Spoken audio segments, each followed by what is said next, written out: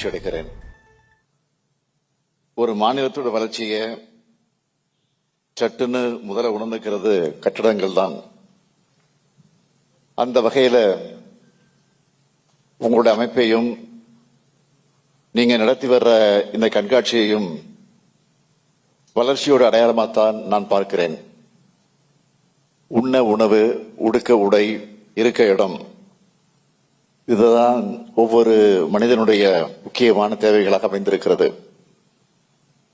அதுல ஒரு தேவையை பூர்த்தி செய்யக்கூடியவங்க நீங்க. அதனால நீங்க மக்களுக்கு மட்டுமல்ல, அரசுக்கும் முக்கியமானவர்கள். அதை உணர்ந்துதான் உங்க நிகழ்ச்சியில நான் கலந்துக்க இங்க வருகை தந்திருக்கிறேன். மக்கள் தொகை பெருக்கம் அதிகம் இருக்கக்கூடிய நாட்டில் மக்களுடைய எல்லா தேவைகளையும் அரசே செஞ்சிட முடியாது.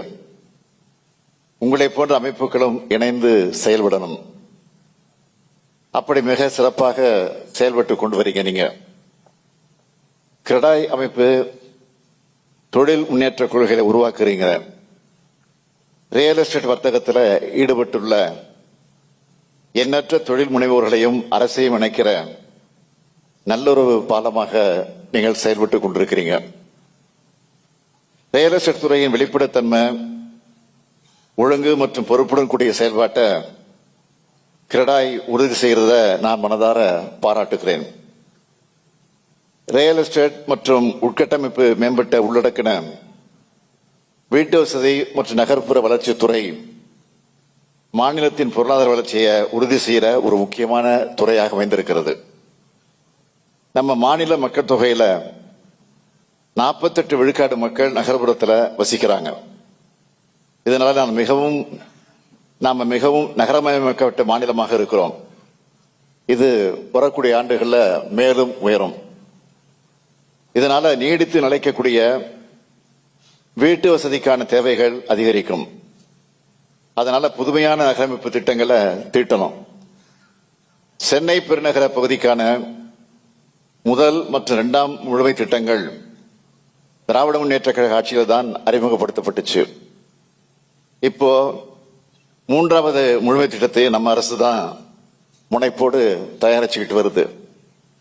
நிலையான வளர்ச்சி, பொருளாதார முன்னேற்றம் மற்றும் தொழில்நுட்ப ரீதியான முன்முயற்சிகள் ஆகியவற்றை மையமாக கொண்டு நகர்ப்புற வளர்ச்சியை முன்னெடுத்து செல்லவும் மக்களுடைய வாழ்க்கை தரத்தை மேம்படுத்தவும் இந்த திட்டம் உருவாக்கப்பட்டு வருது. இந்த திட்டம் தான் அடுத்த 20 ஆண்டுகளுக்கு சென்னை பெருநகர பகுதி வளர்ச்சியை வழிநடத்த போகுது. அதே போல தமிழ்நாடு முழுவதும் நகரம், கிராமங்களை மேம்படுத்த 10 மண்டல திட்டங்களும் தயாரிக்கப்பட்டு வருது. கோயம்புத்தூர், மதுரை, ஓசூர், சேலம், திருப்பூர், திருச்சிராப்பள்ளி, வேலூர் மற்றும் திருநெல்வேலியை உள்ளடக்கின 136 நகரங்களுக்கும் திட்டம் தயாரிக்கப்பட்டு வருது. ஓசூருக்கான முழுமை திட்டமும் சமீபத்தில் வெளியிடப்பட்டிருக்கு. கோயம்புத்தூர் மற்றும் மதுரைக்கான முழுமை திட்டம் அடுத்த மாதத்திற்குள் வெளியிடப்படும் என்பதையும் நான் தெரிவித்துக் கொள்கிறேன். சென்னை மாநகரை சுற்றி இருக்கக்கூடிய 9 வளர்ச்சி மையங்களான மீஞ்சூர், திருவள்ளூர், திருமழிசை, மாமல்லபுரம், செங்கல்பட்டு, காஞ்சிபுரம், மறைமலை நகர், திருப்பரங்குன்றம் மற்றும் பரந்தூர் ஆகிய பகுதிகளுக்கு புதுசா புதுநகர் வளர்ச்சி திட்டங்கள் தயாரிக்கப்பட்டு வருது. புதுநகர் திட்டங்களோட நோக்கம் என்ன என்றால், சென்னையோட நெரிசலை குறைக்கணும், பொருளாதார மையங்களை உருவாக்கணும், போக்குவரத்து இணைப்புகளை ஏற்படுத்தணும், சென்னை மாநகரை சுற்றி இருக்கக்கூடிய பகுதிகளில் நிலையான வளர்ச்சியை உறுதி செய்யணும். இதுதான் நோக்கம். கடந்த 10 ஆண்டுகள்ல இப்படியான திட்டங்கள் தயாரிக்கிற பணி தேக்கமடைஞ்சு இருந்துச்சு. அந்த நிலையை மாற்ற நம்ம அரசு முனைப்போடு செயல்பட்டு வருது. நான் கிரடாய் ஃபேர் ப்ரோ 2023 கலந்துகிட்டப்போ ஒரு உறுதி அளித்தேன். அதை செயல்படுத்துற வகையில் ஒற்றைச்சாளர் முறை மற்றும் இணையதள கட்டட அனுமதி பெறக்கூடிய முறை தற்போது நிறைவேற்றப்பட்டிருக்கு.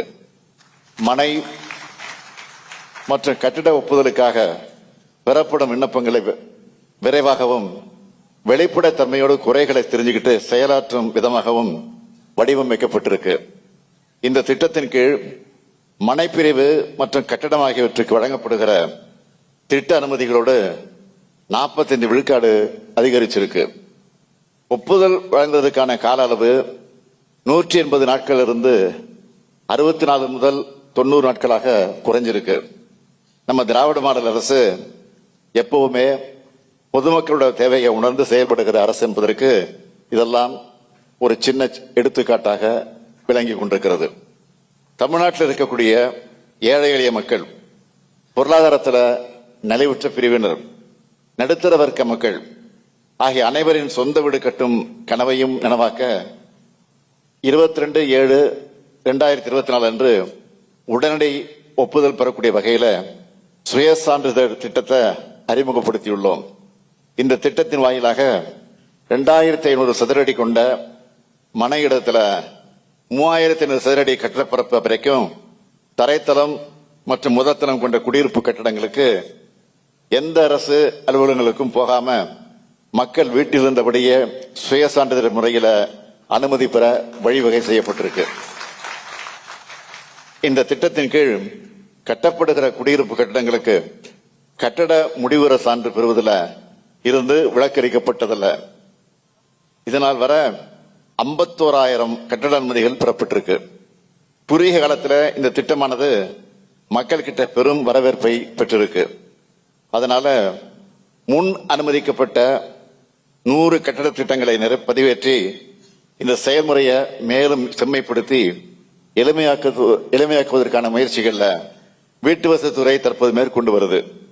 சென்னையோட உள்பகுதிகளில் ஏற்படுகிற நெரிசலை தவிர்க்கவும், வெளிவட்ட சாலைகளுக்கு இணைப்பை மேம்படுத்தவும், போக்குவரத்து முனையங்களை பரவலாக்கவும் CMDA மூலமாக கிளாம்பாக்கம், மாதவரம் மற்றும் குத்தம்பாக்கம் ஆகிய இடங்கள்ல 3 புதிய புறநகர் பேருந்து முனையங்களை உருவாக்கி இருக்கிறோம்.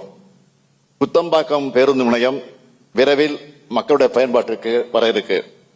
சென்னை பெருநகர மண்டல போக்குவரத்து தேவைகளை கருத்திலே கொண்டு தமிழ்நாட்டின் நீண்டகால வளர்ச்சிக்கான இலக்கை அடைகிற வகையில செங்கல்பட்டு மற்றும் மாமல்லபுரத்தில் நவீன போக்குவரத்து முனையங்கள் அடுத்த ஆண்டு திறக்கப்பட இருக்கு. சென்னையோட நீண்ட கடற்கரை பகுதியும் ஏரிகளும் இயற்கை நமக்கு வழங்கி இருக்கக்கூடிய பெரும் கொடைகள். இதை மேம்படுத்த தமிழ்நாடு அரசால சென்னை நீர்முனை வளர்ச்சி திட்ட நிறுவனம் ஏற்படுத்தப்பட்டிருக்கு. இந்த நிறுவனம் முதல் கட்டமாக சென்னை மாநகர் அமைஞ்சிருக்கக்கூடிய 12 ஏரிகள் மற்றும் 4 கடற்கரை பகுதிகளை தேர்வு செஞ்சு சுற்றுச்சூழலுக்கு பாதிப்பு இல்லாம மக்கள் கூடும் இடங்களா மேம்படுத்த 250 கோடி ரூபாய் செலவில் திட்டம் தயாரிச்சிருக்கு. இந்த திட்டம் பொழுதுபோக்கு சார்ந்த உட்கட்டமைப்பு வசதிகள், மழைநீரை சேகரித்து வெள்ளத்தை தடுக்கிற அமைப்போடு உருவாக்கப்படும். ஸ்பாஞ்ச் பூங்காக்கள், விளையாட்டு திடல்கள், விளையாட்டு வளாகங்கள், பல்நோக்கு மையங்கள் மற்றும் சந்தைகள், பேருந்து முனையங்கள், சுரங்கப்பாதைகளை நவீனப்படுத்துதல், புதிய திட்டசாலை இணைப்பு பகுதிகளை கண்டறிந்து மறு வடிவமைப்பு மேம்படுத்துதல் போன்ற செயல்பாடுகள்னு சென்னை பெருநகர வளர்ச்சி குழுமத்தால 196 நகர்ப்புற வளர்ச்சி திட்டங்கள் சுமார் 2600 கோடி ரூபாய் முதலீட்டுல கடந்த 3 ஆண்டுகள்ல மேற்கொள்ளப்பட்டு வருது. இதுல செம்மஞ்சேரியில் அமைய உள்ள நவீன தொழில்நுட்பத்துடன் கூடிய விளையாட்டு நகரம், தீவுத்திடல் அமைய உள்ள உலகத்தரம் வாய்ந்த பொருட்காட்சி மையம் மற்றும் போரூர் நகர பகுதியில் அண்மையில் அமைக்கப்பட்ட பறந்து விரிந்த நன்சை நில பூங்கா ஆகியவை குறிப்பிடத்தக்க திட்டங்கள். இதனை செயல்படுவாக்க தற்போது நடைமுறையில் இருக்கக்கூடிய தமிழ்நாடு ஒருங்கிணைந்த வளர்ச்சி மற்றும் கட்டட விதிகள் 2019 புதுப்பிக்கும் செயல்பாடுகள்ல வீட்டு வசதி மற்றும் நகர்ப்புற வளர்ச்சித்துறை முழு ஈடுபாட்டோடு செயலாற்றி வருது.